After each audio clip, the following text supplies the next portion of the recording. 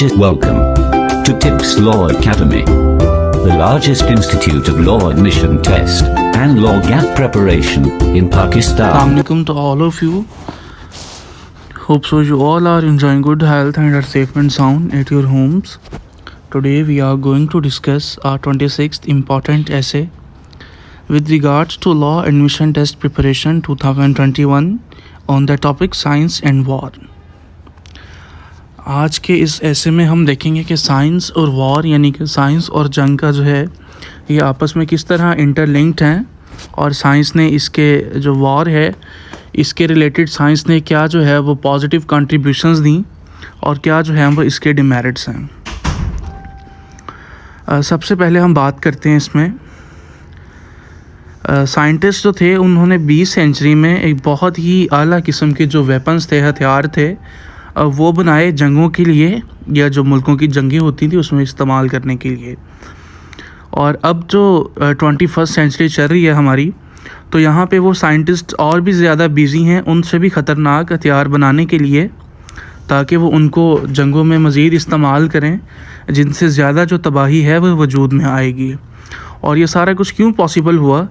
ये सिर्फ scientific research की वजह से पॉसिबल हुआ कि बहुत सी कंट्रीज़ ने जब साइंटिफिक एक्सपेरिमेंट्स किए तो उन्होंने बहुत ज़्यादा हैवी वेपन्स बनाई, और जो इस तरह के वेपन्स हैं कि जो कि एक सेकंड में जो है वो किसी भी मुल्क को तबाह कर सकती हैं।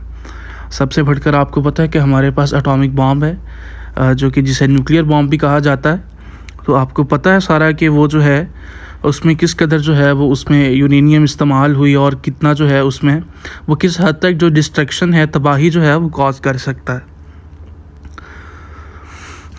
सबसे पहले जो है जब जंग होती थी तो उसमें ऑर्डिनरी मटेरियल यूज़ किए जाते थे जिसमें गन पाउडर था, पॉइजनस गैसें थी, और ये सारा कुछ भी जो है वो साइंटिफिक रिसर्च के बाद डिस्कवर हुआ।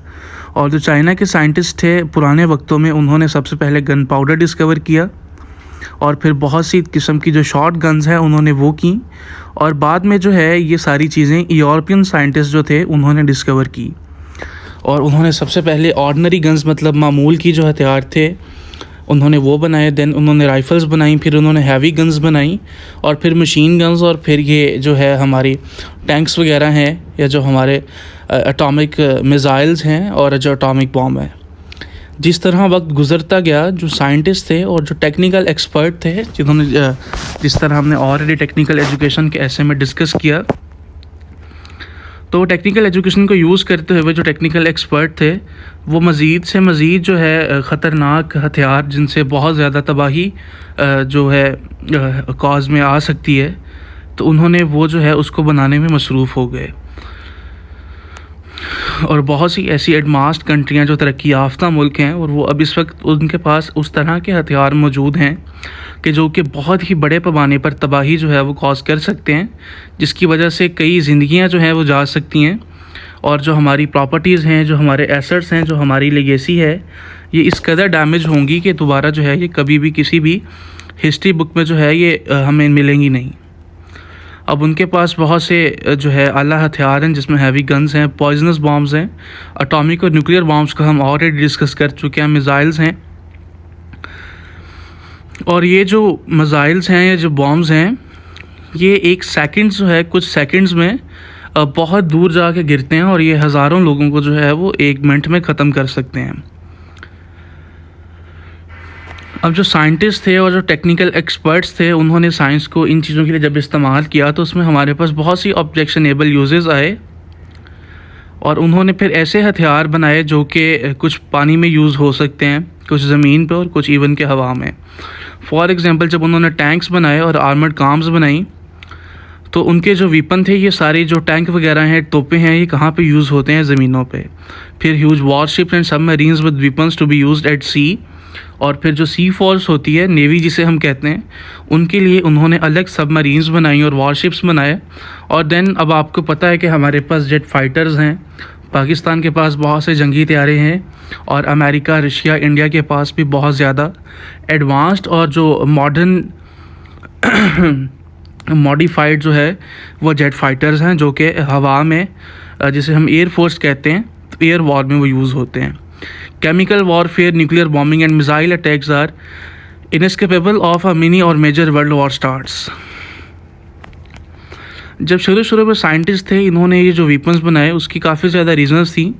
सबसे पहले जो है साइंटिस्ट ने कुछ गवर्नमेंट्स, जब जिन्होंने गवर्नमेंट्स के ऑर्डर्स पे कि जब किसी भी मुल्कों के दरमियान जंग लगती है तो जो हमारा डिफेंस होता है, जो हमारी आर्मी होती है, वो साइंटिस्ट जो होते हैं वो इस तरह के लोग हायर करती हैं ताकि वो मुल्क के डिफेंस के लिए या जंग के लिए इस तरह के हथियार बनाएं। और उन्होंने जब गवर्नमेंट के लिए इस तरह के हथियार बनाए और उन्होंने बहुत ज़्यादा गवर्नमेंट से फंडिंग वगैरह ली, और फिर जो है वो अपने साइंटिफिक नॉलेज को मज़ीद से मज़ीद ख़तरनाक हथियार बनाने में इस्तेमाल करते रहे।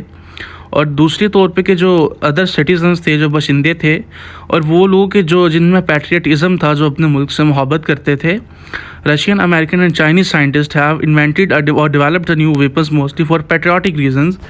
उन्होंने अपने मुल्क से मोहब्बत का इजहार करते हुए अपने मुल्क के दिफा के लिए उन्होंने इस तरह के हथियार जो हैं वो बनाए। और कुछ ऐसे साइंटिस्ट थे, जो तीसरी हमारे पास कैटेगरी है, कि वो जो है अपनी नई इन्वेंशंस की वजह से जो है वो मशहूर होना चाहते थे, वो फेमस होना चाहते थे, जिन वजह से उन्होंने इस तरह के हथियार बनाए जो कि जंग में इस्तेमाल हों, और उन्होंने इससे फेम हासिल किया। अब ये हम साइंस और वॉर जो है इसको हम देख चुके हैं कि आजकल जितने भी हमारे पास न्यूक्लियर, एटॉमिक जो है, लैंड, एयर या जो वॉरशिप वेपन्स हैं, ये सारी किसकी वजह से हैं? It's all due to the scientific knowledge and technical education. और ये किसने बनाए? ये जो हमारे साइंटिस्ट थे, ये उनकी वजह से जो है ये चीज़ें हमें देखने को मिली। तो अभी हम इसको कंक्लूड करते हैं। कंक्लूजन वही है जो हमने ऑलरेडी टेक्निकल एजुकेशन में भी डिस्कस की कि science should be used for peaceful purposes. कि जो साइंस है हमें इसका इस्तेमाल सिर्फ अमन व अमान के लिए करना चाहिए। और जो तमाम ममालिक हैं, all countries should agree on right to make use of the ability of the scientist for destructive purposes. और उनको सारों, जो जितने भी ममालिक हैं, उनको इस चीज़ पे एग्री होना चाहिए कि वो जो उनके साइंटिस्ट हैं, जिनके पास साइंटिफिक नॉलेज है, उसको डिस्ट्रक्टिव पर्पसेस के लिए, मतलब कि तबाही करने वाले या जो है किसी को नुकसान पहुंचाने वाले जो मकासद हैं, उनके लिए इस्तेमाल नहीं करना चाहिए। आई होप कि साइंस एंड वॉर जो ऐसे था वो ऑलमोस्ट हमारा क्लियर हो चुका है। In case of any misconception or in case of any queries, you can freely contact us on the following sources, and you can also contact Tips Law Academy and team for law admission test and law GATE preparation on the following contacts. You can also page us on email, and you can also visit our website www.tipslawacademy.com. Thank you so much, kind regards.